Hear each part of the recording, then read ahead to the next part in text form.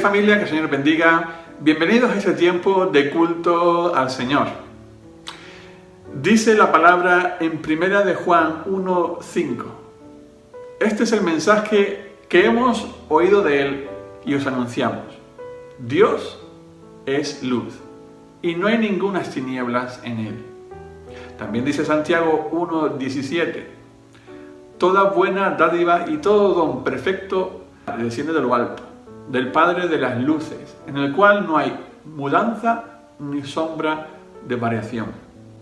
En unos tiempos en los que vivimos en el mundo con tanta incertidumbre, con tanto cambio de situaciones, con no visualizar muy bien lo que puede acontecer en tiempo futuro, o quizás nuestras propias situaciones personales, o quizás pensando en un mundo que vive en completa oscuridad, el mensaje sigue siendo: Dios es luz, la luz que necesita tu vida. Y Dios te da la garantía de que Él permanece, de que no cambia. Que todas las circunstancias a nuestro alrededor pueden cambiar, pero Él permanece firme, constante.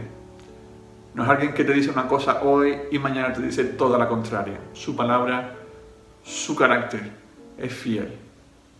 Así que en medio de estos tiempos te invito a que busques su luz. Y que también hoy prestes atención a su palabra, que nos comparte nuestro hermano Elías Rosselló. Un sermón que lleva por título Levántate y resplandece. Que puedas disfrutar del tiempo de la palabra y también gozarte en las alabanzas. Te quiero dar dos anuncios. Uno tiene que ver con la programación infantil. Mientras tengamos los cultos presenciales, al tener los niños sus clases también, no habrá programa infantil en el tiempo del canal digital. También deciros algo que ya se ha anunciado desde la semana pasada. Sabéis de la catástrofe que ha acontecido en Bata, en Guinea, en la explosión de un arsenal de armas, o varias explosiones. Ha ocasionado muertes, por un lado, con el fallecimiento de un pastor incluido, desaparecidos, todavía no se saben muy bien las cifras, muchos daños estructurales, e incluso la propia iglesia de Bata ha perdido su techo. La iglesia allí ya se ha movilizado y la web, a través del Ministerio de Obra Social también, ya ha puesto en marcha su cuenta, la ha habilitado para enviar ayudas a reconstruir a todo lo que ha acontecido allí. Nosotros como iglesia lo hemos anunciado ya, durante todo este mes de marzo estaremos recaudando tanto presencial como de manera online ofrendas. Simplemente en la misma cuenta bancaria de la iglesia, que aparecerá al final, tenéis que poner SOS Guinea o también ofrenda Guinea, algo que nos haga saber que esa ofrenda va destinada exclusivamente a Guinea. La enviaremos todo de una al final de mes a la cuenta del Ministerio de Obra Social, y toda ayuda será bien recibida, sea ahora, urgente en la situación que hay, o después, cuando toque un momento más bien de reconstrucción. Tras evaluar la cantidad de daños que ha acontecido, tocará reconstruir, y esa ofrenda también será de gran ayuda. Así como hicimos cuando las inundaciones y en otras ocasiones que se han hecho, sé que responderemos fielmente y el Señor nos ayuda a nosotros en todas nuestras circunstancias. Y oramos también por nuestros hermanos allá en Guinea, aquellos que han perdido a sus seres queridos, también oramos por ellos. Y porque la iglesia allí sea también ahora un momento de luz, de traer luz en medio de una situación tan oscura como la que están viviendo en estos momentos. Bueno, pues que puedas disfrutar ahora tú de este tiempo en la presencia del Señor, gozarte, como digo, en la palabra y en las alabanzas. Que el Señor te bendiga, ten un buen día.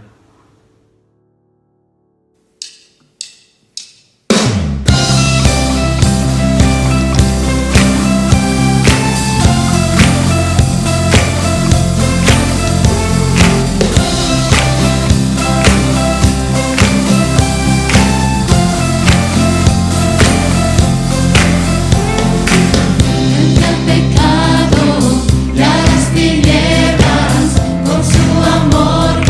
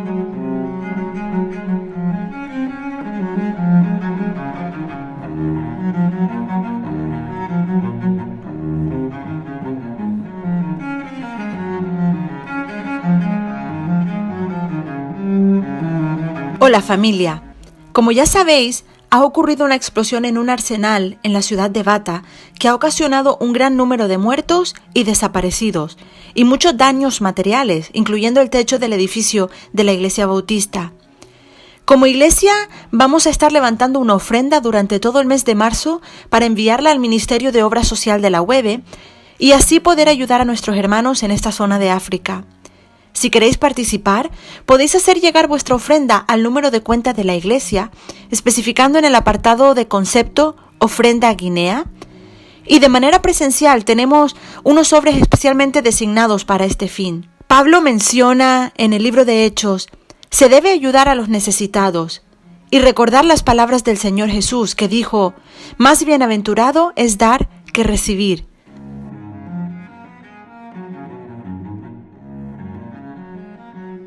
Muchas gracias por tu colaboración y sigamos orando por esta situación. Que Dios te bendiga.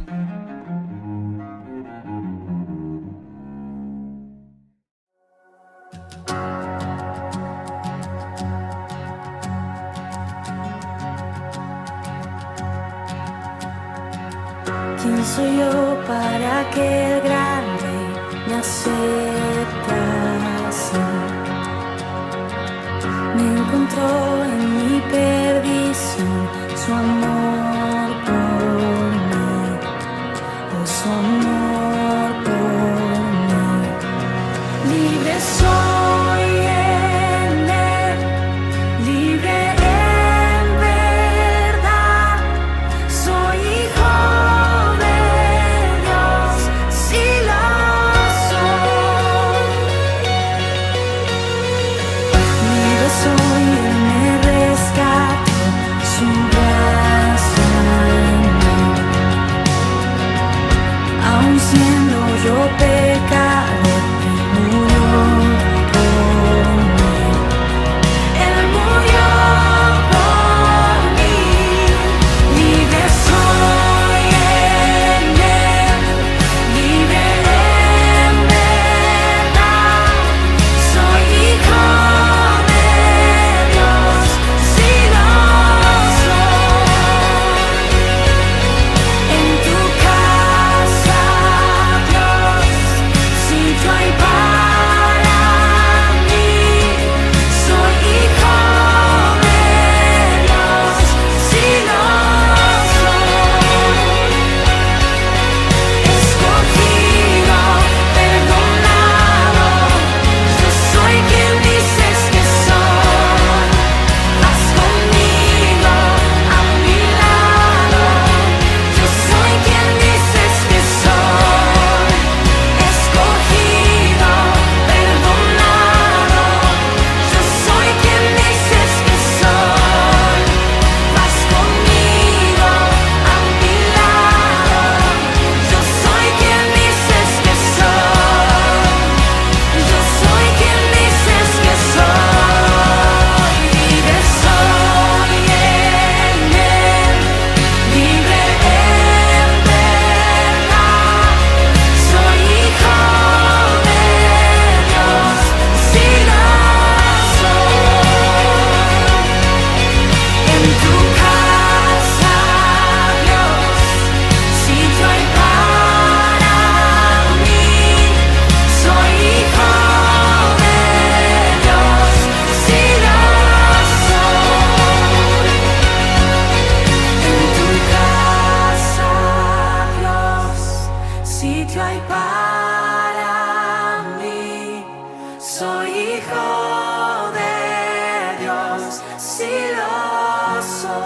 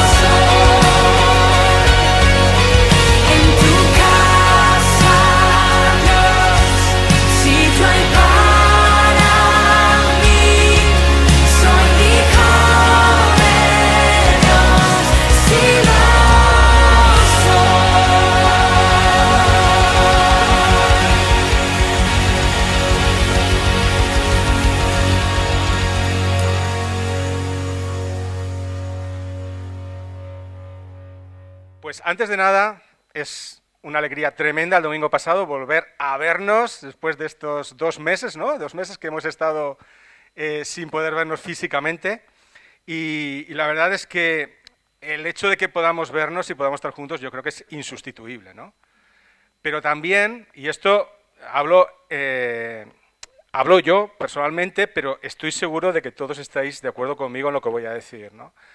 La verdad es que todos los cultos que hemos tenido durante estos 2 meses online han sido una bendición tremenda. Y he de decir que la calidad fantástica, pero el espíritu maravilloso. Así que, hermanos, damos gracias al Señor, porque aunque no hemos podido vernos físicamente, sí que en espíritu hemos estado unidos. Y eso es gracias al Señor en primer lugar y también a hermanos que han estado ahí trabajando. Yo quería decirlo porque lo llevo en mi corazón. Simplemente es esto. Y bueno, dicho esto, sin más, os invito a que nos acerquemos a la palabra del Señor en esta mañana y tengamos una lectura en el Evangelio de Marcos, capítulo 9. Vamos a leer los 8 primeros versículos. Dice así la palabra del Señor. Jesús continuó diciendo, os digo la verdad, algunos de los que están aquí ahora no morirán antes de ver el reino de Dios llegar con gran poder. 6 días después, Jesús tomó a Pedro, a Santiago y a Juan y los llevó a una montaña alta para estar a solas. Mientras los hombres observaban, la apariencia de Jesús se transformó y su ropa se volvió blanca resplandeciente, más de lo que cualquier blanqueador terrenal jamás podría lograr. Después aparecieron Elías y Moisés y comenzaron a conversar con Jesús. Pedro exclamó, Rabí, es maravilloso que estemos aquí. Hagamos 3 enramadas como recordatorios, una para ti, una para Moisés y la otra para Elías. Dijo esto porque realmente no sabía qué otra cosa decir, pues todos estaban aterrados. Luego una nube los cubrió y desde la nube una voz dijo, este es mi hijo muy amado, escúchenlo a él. De pronto, cuando miraban ellos a su alrededor, Moisés y Elías se habían ido y vieron solo a Jesús con ellos. Gloria al Señor. Vamos a tener una breve palabra de oración. Señor, gracias en esta mañana por tu palabra y pedimos que tú puedas abrir nuestros oídos y nuestros corazones, Señor, en el nombre de Jesús. Amén. Pedro, Jacobo y Juan, qué envidia. Cualquiera de nosotros hubiese querido estar allí, ¿verdad? En aquella montaña alta. Y qué experiencia tan maravillosa. Qué experiencia tan inenarrable la que experimentaron estos 3 discípulos allí, contemplando cómo el rostro y cómo las vestiduras del Señor se transformaban y cómo la acompañaban Moisés y Elías en esta experiencia. ¡Qué maravilla! Podemos ver cómo Jesús resplandecía de una manera, según esta versión dice, que no hay ningún blanqueador, ¿no? La Reina Valera dice que más que la nieve. No sabemos cómo, pero resplandecía sin lugar a dudas de una manera tan grande, tan tremenda, que yo creo que sus ojos se cegaron, ¿no? De poder contemplar lo que estaban viendo. En Isaías 61 conocemos, 60 versículo 1, conocemos bien este texto, dice, levántate y resplandece, porque ha venido tu luz y la gloria del Señor ha nacido sobre ti. Y todos hemos cantado alguna vez, ¿verdad? El cántico, ¿no? Que dice, levántate y resplandece. Bueno, eso creo, yo lo he cantado muchas veces, ¿no? Porque la gloria del Señor ha venido sobre ti. Pero sabemos una cosa, que solamente puede resplandecer la luz de una manera tan fulgurante, tan tremenda, cuando realmente brilla en nosotros la luz de Cristo. Por mucho que nos empeñemos en alumbrar o en ser relevantes, por mucho que nos empeñemos en tener esos destellos, ¿no? Por mucho que hablemos de ello, nunca podremos conseguirlo si realmente no es la luz de Cristo la que alumbra en nosotros. Jesús dijo, yo soy la luz del mundo, Juan 8:12. El que me sigue no andará en tinieblas, sino que tendrá la luz de la vida. Y al comienzo del Evangelio de Juan, capítulo 1, verso 5, dice, la luz en las tinieblas resplandece, y las tinieblas no prevalecieron contra ella. Así que vemos como el propósito del Señor fundamentalmente es que tú y yo brillemos. El propósito del Señor cuando tomó a Jacobo, a Juan y a Pedro era que ellos aprendieran, no que ellos contemplaran y se quedaran maravillados simplemente, sino que fuera relevante esa experiencia y ellos entendieran que a su vez ellos tenían que ser luz a los demás. Y los llevó a lo alto, los llevó a una montaña, porque la luz es donde tiene que estar colocada, es donde tiene que estar puesta, porque no se puede esconder debajo de un cajón, ¿verdad? Debajo del almud, como dice la versión Reina Valera, tiene que estar brillando. Pero ¿cómo podemos brillar cuando el aceite de nuestras lámparas se ha agotado? ¿O cómo podemos brillar cuando el fuego se ha apagado? Y es lo que les pasaba un poco a los discípulos. Ellos sí veían al maestro, seguían al maestro, escuchaban al maestro, pero hasta cierto punto había algo que les impedía ser como el maestro. Es decir, ellos veían lo que hacía Jesús, pero ellos no entendían realmente el propósito. No lo entendieron hasta después. Y a veces es lo que nos sucede también a nosotros. Sabemos que tenemos que ser relevantes, sabemos que tenemos que alumbrar, sabemos que tenemos un modelo, pero tan a menudo nuestras lámparas están apagadas o sentimos como que están apagadas. Pero en esta experiencia claramente vemos cómo hay dos maneras fundamentales, y es las que la palabra del Señor nos quiere decir, las que el Señor nos quiere transmitir. Primero, tenemos que ir a la montaña y tenemos que ir de la mano de Jesús. Para que realmente tú y yo podamos tener esa experiencia y vamos a ser luminares en el mundo como Él desea. Hay una piedra preciosa que se llama el ópalo de la simpatía, no sé si alguna vez la habéis visto. Es una piedra que si vais a una joyería y la contempláis en los mostradores, no os va a decir nada, porque no tiene lustro, no tiene ese brillo, ¿no? No es una piedra que destaque sobre los demás ni sea especialmente luminosa. Pero cuando tomáis esta piedra y la ponéis en las manos, esta piedra comienza a brillar. ¿Por qué? Comienza a emitir unos colores fantásticos, maravillosos, y una luz que parecía que antes no tenía. Y sencillamente es porque el calor de la mano es la que transmite de alguna manera la vida a esta piedra y toma colorido y entonces puede desprender luz. Es lo que el Señor quiere hacer en nosotros. Él nos toma de la mano como tomó a Jacobo, a Pedro y a Juan, para que le sigamos a la montaña y para allí poder aprender y poder ser luz como Él es luz. Así que el Señor desea que nosotros seamos luminares en el mundo. ¿Amén? Gloria al Señor. Es el propósito del Señor, que seamos luminares en el mundo. Ahora, ¿de qué manera desea el Señor que su luz alumbre en cada uno de nosotros? Así que voy a tomar como modelo algunas montañas que aparecen a lo largo de las Escrituras para ilustrar de qué manera el Señor desea que su luz alumbre en ti y en mí. Y la primera la encontramos en Éxodo 19 y tiene también como protagonista a uno de los personajes que se aparecieron en la Transfiguración, y es Moisés. Y la montaña es el monte Sinaí. Y sabemos todos qué sucedió en este capítulo 19 del libro de los de Éxodo, ¿verdad? En el 20 vinieron las tablas, pero en el 19 pasó algo previamente. Y es que Moisés, ese caudillo discutido que había sacado al pueblo de Egipto, ¿verdad? Que era un novato en estas cosas, que era temeroso delante de Dios, pues él sube a la montaña. Y sube a la montaña a tener un encuentro. Pero no era un encuentro como los otros encuentros que había tenido con Dios, porque podemos recordar que Moisés estuvo delante de esa zarza que no se consumía, y que era la presencia de Dios. Y tuvo que quitarse el calzado, porque era una tierra santa. Pero este encuentro que Moisés fue a tener con Dios era un encuentro especial. Él subió a Sinaí y estuvo durante 40 días y 40 noches.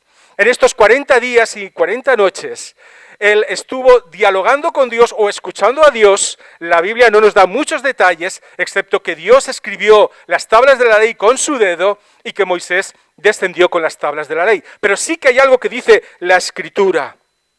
Lo que dice es que el rostro de Moisés resplandecía. porque había estado en la misma presencia de Dios. Lo que allí estaba aconteciendo en la cima del monte Sinaí no era nada más y nada menos que un pacto.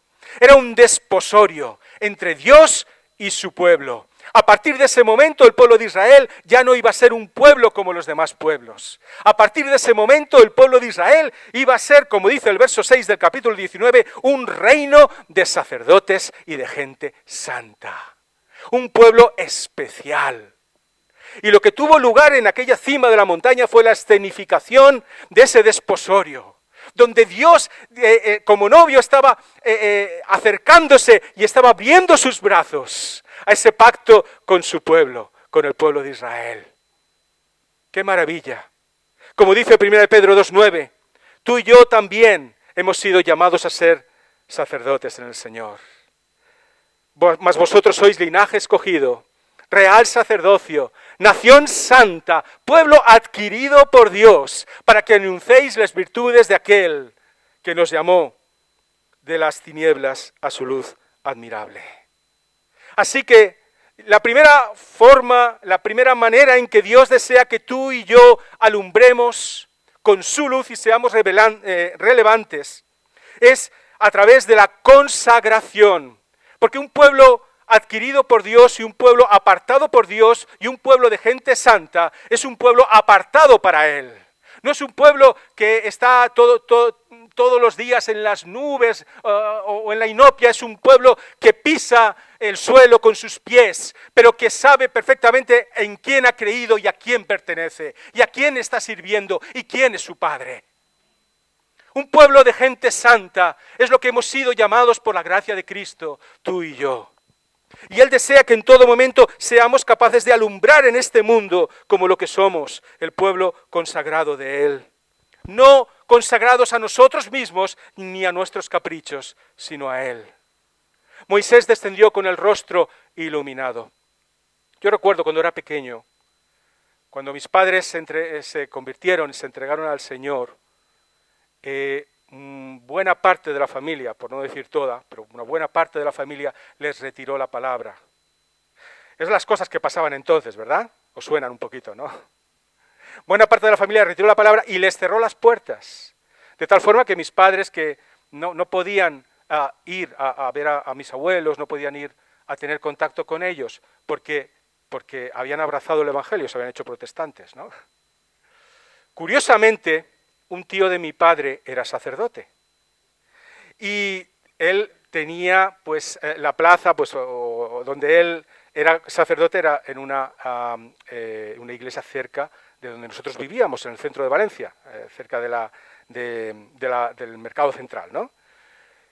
Y este tío de mi padre, curiosamente, venía asiduamente a visitar a mis padres. Y bueno, yo recuerdo ya muy pequeñito venir, ¿no? El tío de mi padre con la sotana y mi madre pues sirviendo las infusiones, y él pasaba tardes enteras conversando con mis padres sobre la Biblia y sobre el Evangelio. En una ocasión mi padre le preguntó y dijo, bueno tío, ¿cómo puede ser que buena parte de la familia nos haya retirado la palabra y no nos ha dejado ir, y tú sin embargo, siendo sacerdote, estás viniendo más que nunca aquí? Y el tío de mi padre le dice, mira, cuando yo vengo aquí, salgo renovado. Cuando yo vengo aquí, vuestra casa tiene una luz. Y el ambiente que respiro es tan puro, es tan limpio que renueva toda mi alma.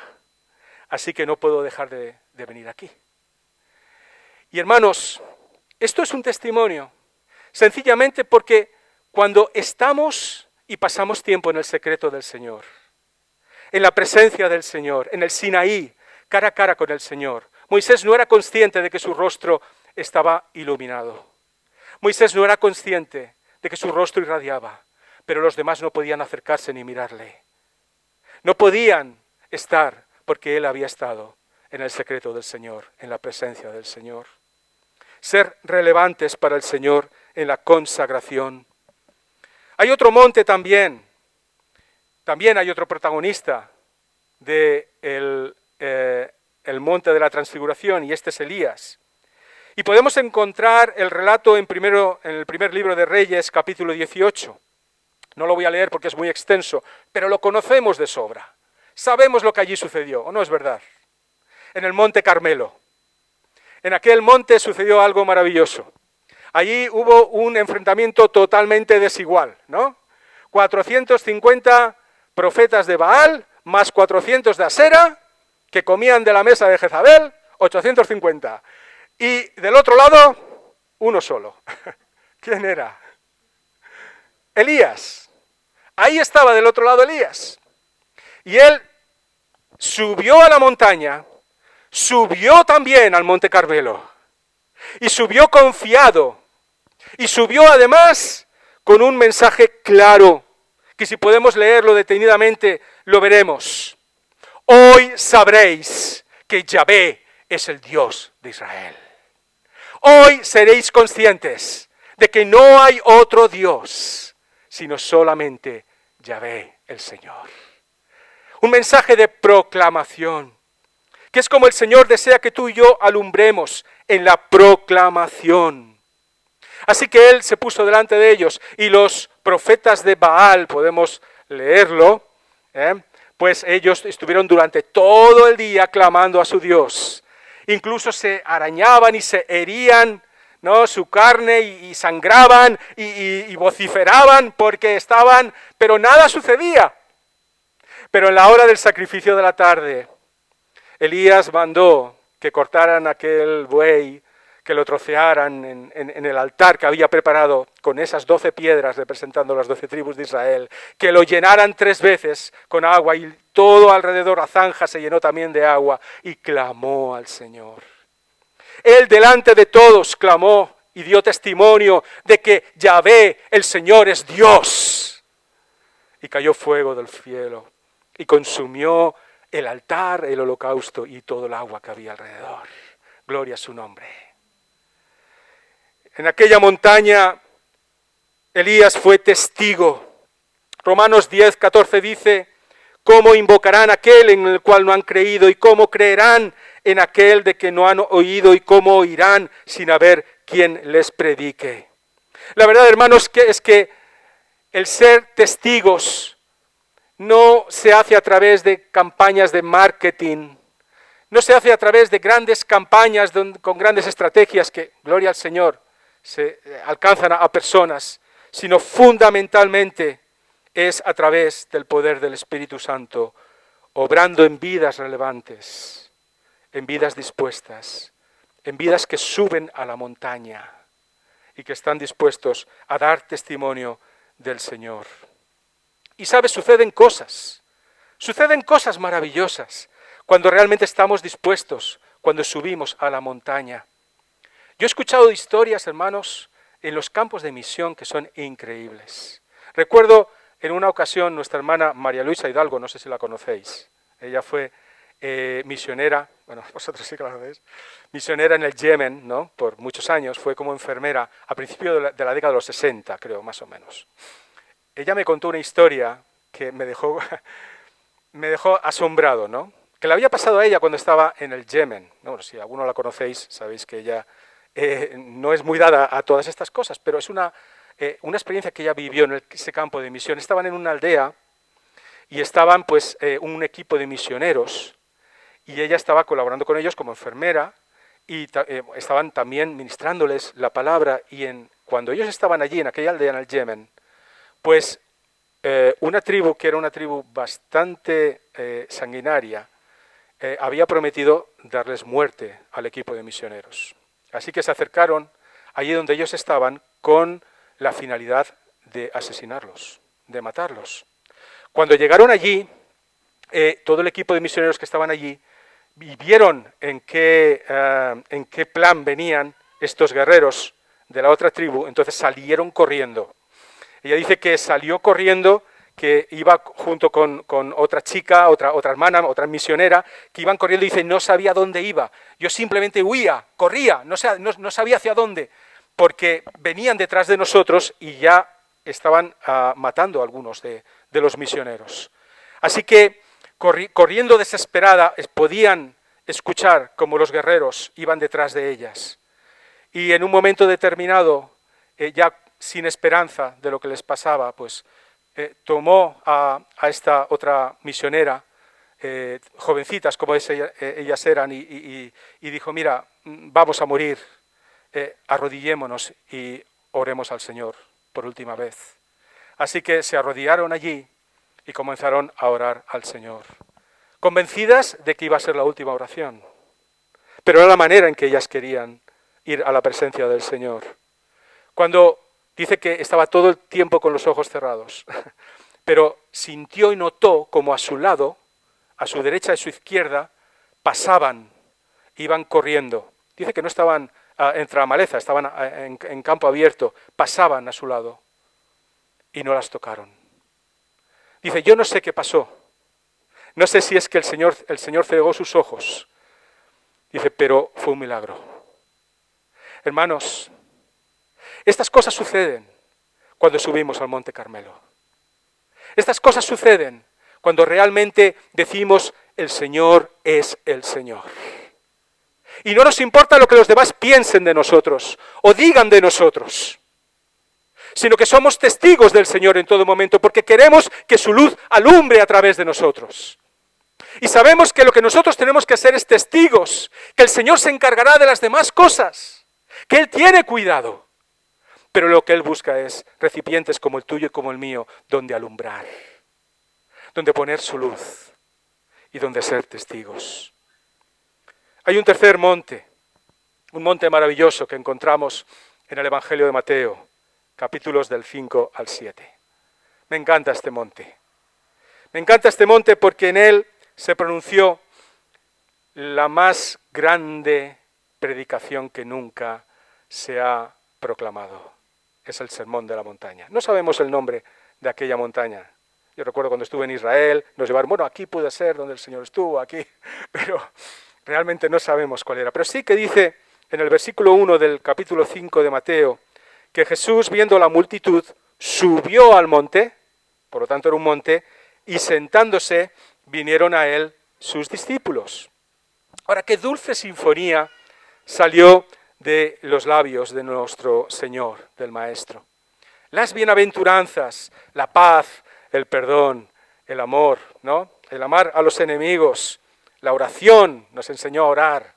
Y cómo no, a ser sal y a ser luz en la tierra.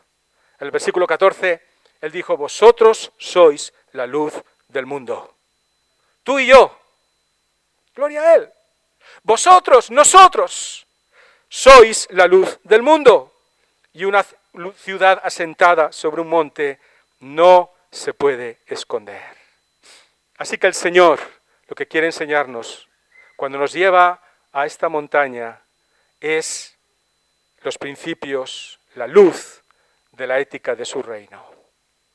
Qué importante es esto, que podamos alumbrar en sus enseñanzas, en su ética, en sus principios. Ahora, sus enseñanzas, su ética y sus principios no se aprenden en la universidad ni en el seminario. Y aquellos que hemos pasado por el seminario, no se aprenden allí, ¿verdad? No se aprenden con mucha escuela dominical. No se aprenden haciendo un máster ni un doctorado, sino que el principio de la luz de la ética del reino se aprende escuchando a Jesús y siendo cada día más como Jesús. No es una ley que se grabe en nuestro cerebro, sino en nuestros corazones.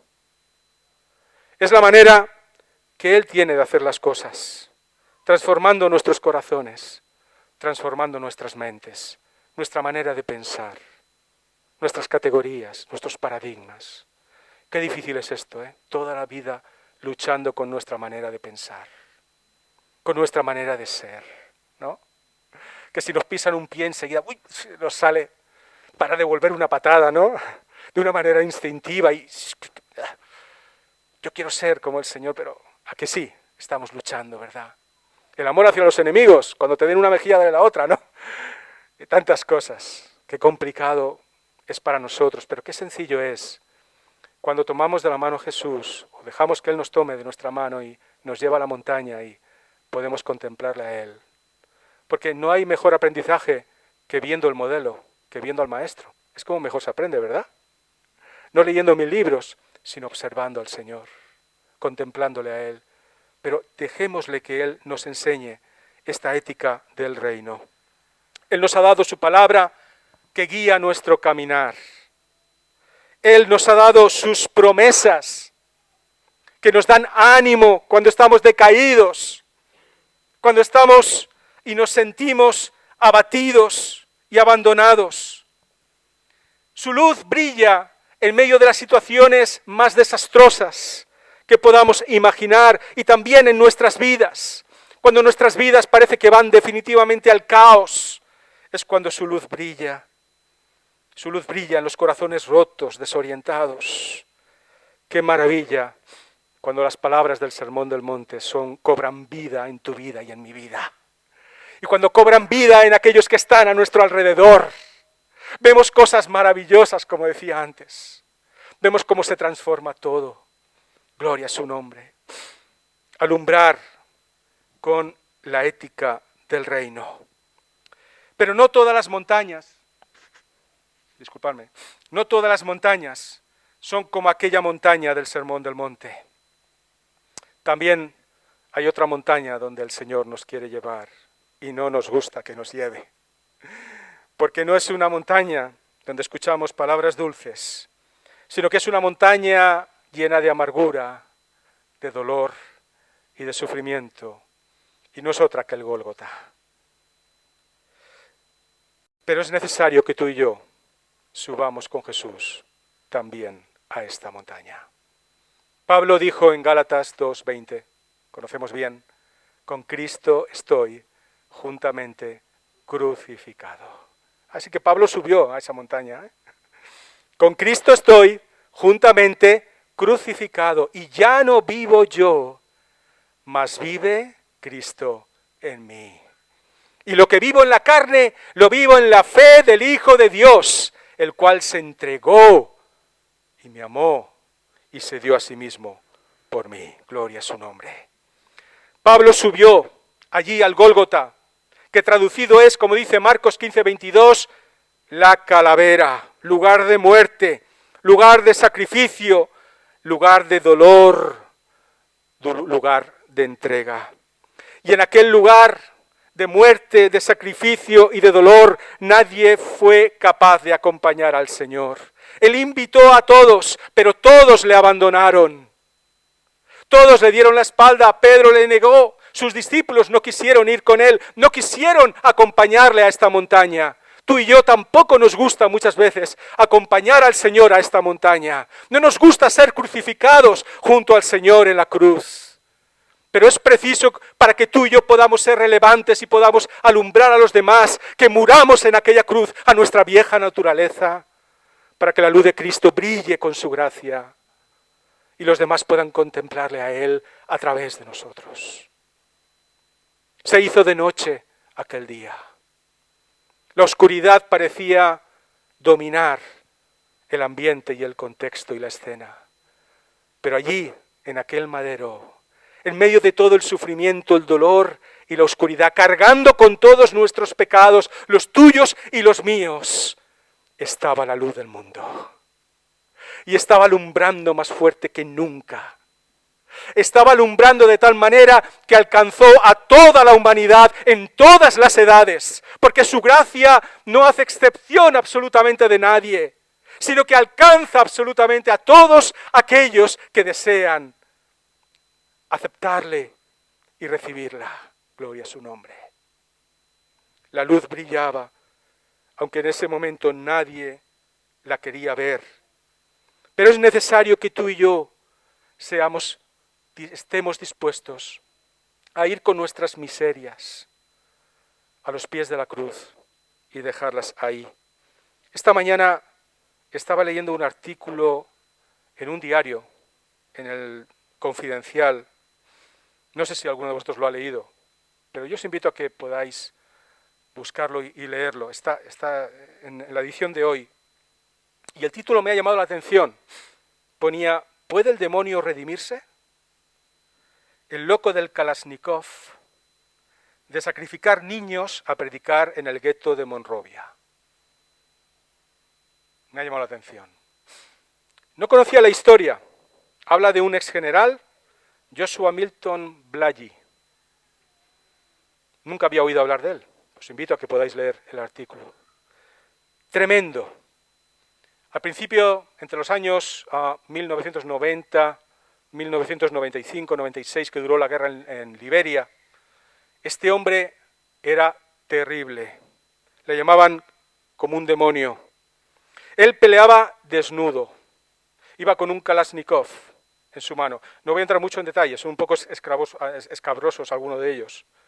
Pero sí que practicaba la magia negra, practicaba el vudú.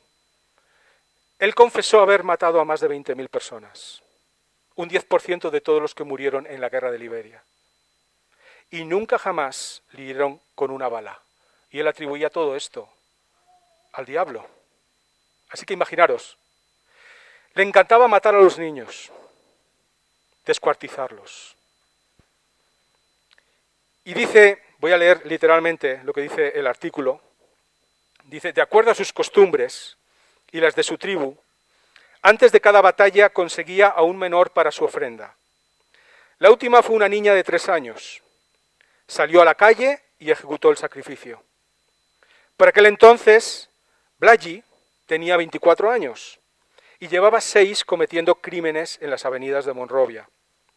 Cuando terminó de repartir los fragmentos del corazón de la pequeña, pidió a sus hombres que fueran al río a por agua para lavarse las manos.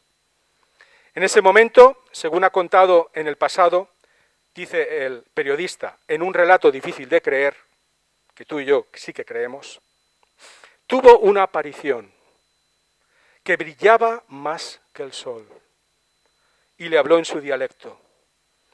La última frase que dice recordar fue, arrepiéntete y vive, o si no, rehuye y morirás. Poco después de esa experiencia intentó disparar al aire con varias armas como señal a sus hombres, pero ni las pistolas ni el RPG funcionaron. Ese día recibió un balazo en la tibia, el primero de su vida, y retrocedió en el frente como nunca antes lo había hecho. Luego, unos pastores le guiaron en el Evangelio, y hoy predica y trabaja entre niños drogadictos, conduciéndoles a los pies de Cristo.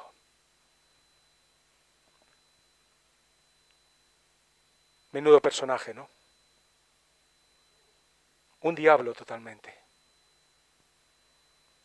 Una persona que mató miles y miles de niños. Pero tuvo un encuentro con Cristo. Una luz, dice, cuando he leído en el artículo, que brillaba más que el sol. ¿Quién se puede resistir a la luz de Cristo? La luz que cegó a Saulo, a Pablo en el camino de Damasco. Esa luz que tú y yo necesitamos encontrar. ¿Para qué? Para que pueda contagiar nuestras vidas. Este hombre subió al Gólgota con todas sus miserias. No creo que haya nadie más miserable que este hombre. Pero él estuvo dispuesto a subir al Gólgota. Igual no has cometido ni la centésima ni la milésima parte. Seguro que ninguno de los que estamos aquí o los que nos pueden estar escuchando luego a través del vídeo, seguro que ni una millonésima parte de lo que este hombre pudo hacer. Pero te digo una cosa, si no estás dispuesto, si no estoy dispuesto a subir al Gólgota, y si no estamos dispuestos a poner nuestras miserias a los pies de Jesús, su gracia nunca podrá alumbrar en nuestras vidas. Nunca. La única manera de que Él brille es estar dispuestos a estar crucificados con Cristo. Y precisamente porque estuvo en esa montaña, en la montaña del Gólgota, precisamente por eso es que Él pudo ascender a los cielos, a la diestra del Padre, y pudo hacerlo en otra montaña, la de los Olivos. Y allí pudo decir en Hechos 1:8, recibiréis poder cuando haya venido sobre vosotros el Espíritu Santo y me seréis testigos en Jerusalén, en Judea, en Samaria y hasta lo último de la tierra. Gloria a su nombre. Porque si no pasamos por el Gólgota no podremos estar en el Monte de los Olivos. Porque si no pasamos por el Gólgota no podremos experimentar la victoria que se experimenta cuando subimos con Jesús. Y cuando estamos arriba en la montaña y podemos decir, Señor, tú eres digno de gloria, tú eres digno de alabanza, no hay nadie como tú. Y podemos experimentar el gozo de la adoración, el gozo de su presencia, la libertad de poder aclamarle y glorificarle y hacerlo juntos los hermanos. Y este monte, qué hermoso es, el Monte de los Olivos. Allí fue donde se escenificó y se proclamó que Jesús es el vencedor. Amén. Y que tú y yo hemos sido llamados a ser vencedores en Cristo. Amén. A ser vencedores con Él y a ser relevantes en medio de la sociedad donde Él nos ha puesto. A ser luminares en medio de este mundo. Es lo que hemos sido llamados a ser. Así que subamos al monte, hermanos. Dejémonos tomar por las manos del Señor. Sigámosle. Y en este monte no simplemente nos quedemos contemplándole como Pedro diciendo, voy a hacer 3 enramadas, sino que brillemos con su luz. Brillemos, hermanos, porque hemos sido llamados a ser luminares. Como en Sinaí, en el monte de la consagración y de la santidad. Como en el Carmelo, en el monte de la proclamación. Como en el monte del sermón, en la ética del reino. Como en el Gólgota, en sacrificio y en entrega. Y como en el monte de los olivos, en victoria y en esperanza. La pregunta en esta mañana es, ¿quieres ser luz? ¿Quieres ser luz, hermano, hermana? Amén. Amén. ¿Anhelas ser luz en el Señor? Entonces dice, levántate y resplandece, porque ha venido tu luz y la gloria del Señor ha nacido sobre ti. Que el Señor os bendiga, hermanos. Amén. Te damos las gracias, Padre, porque, Señor, nosotros somos sencillamente vasijas de barro. Por nosotros mismos no somos capaces de alumbrar. No somos capaces de ser relevantes. No somos capaces de llevar adelante la misión. No somos capaces, Señor, porque nada bueno o destacable hay por nosotros mismos. Señor, solamente es cuando tú brillas en nosotros. Y en esta mañana, Señor, queremos subir a la montaña contigo. Queremos seguirte, Señor. Queremos alumbrar, ser luminares en medio del mundo, ser testigos tuyos, Señor. Queremos proclamar tu gracia, queremos vivir en tu gracia, queremos que los demás, Señor, vean tu rostro en nuestras vidas. Deseamos, Señor, vivir en victoria. Y también, Señor, deseamos seguir tus pisadas, dejando, Señor, a los pies de la cruz nuestras miserias. Bendito sea tu nombre, Señor. Bendito sea por siempre. En el nombre de Jesús. Amén.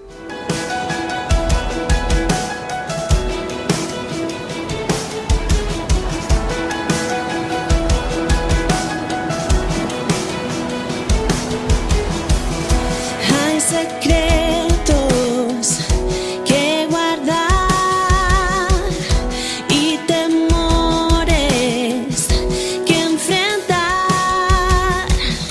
Nuestra identidad no es la oscuridad, somos hijos de la luz. Vamos ya, levántate, tu misión suprema es